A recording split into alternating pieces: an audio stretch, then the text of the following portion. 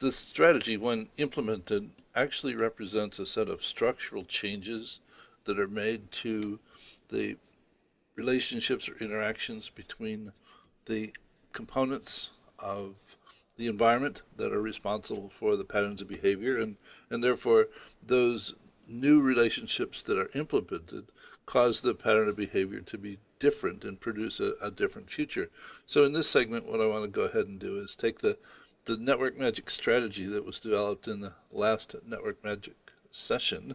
and actually modify the structure in a way that I believe represents the implementation of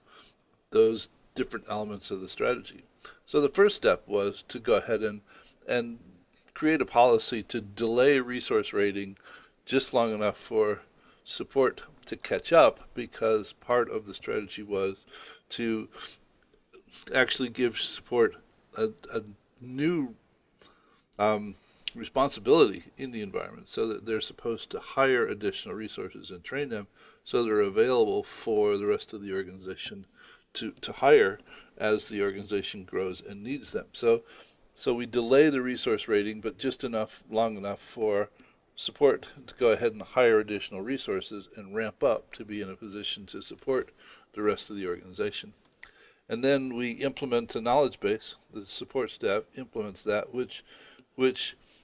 adds to support readiness and actually improves customer satisfaction, because users are serviced better than they were previously in a more timely fashion for the majority of the recurring difficulties that they run into. And then we go ahead and use that knowledge base to understand which of the issues are creating the greatest loading on support, and we feed those to engineering for them to figure out how to engineer the problems out of the product, which should also improve customer satisfaction. And then as a final step, we actually integrate users into the support process itself, whereby they get not only to use the knowledge base, but to contribute to the knowledge base based upon their own learning. So we end up with a new relationship map that represents the future, which is implemented in a staged fashion, piece by piece, as there are resources available to do that. So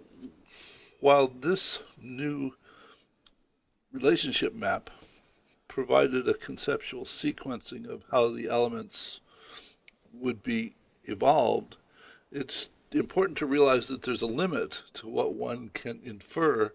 from a static map in terms of questions about how long do we delay resource rating, and how many new resources does support need to develop, and how long will it take to develop the knowledge base, and what impact is engineering likely to have.